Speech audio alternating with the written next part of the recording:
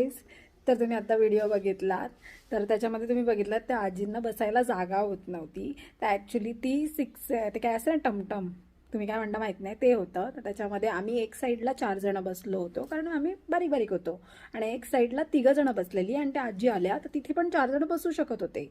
पण तिथे काही लेडीज होत्या, त्या तब्येतीला असल्यामुळे तिथे अजून एक बाई बसू शकली नाही, आणि त्या आजींना बसायला जागा नाही झाली, त्याच्यामुळे त्या खाली बसल्या.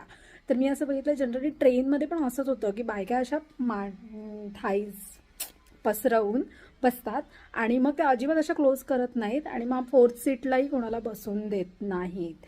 तर मग हल्ली जे काही चालू आहे की फॅटिझम जे आहे ते नॉर्मलाइज करतात सगळेजण.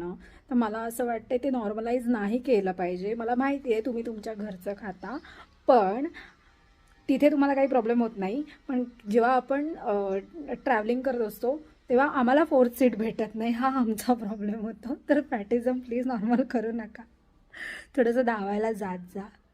आहे ना आई? येस. माझ्या आईने पण मनावर घेतलेलं आहे, तर तुम्ही पण घ्या.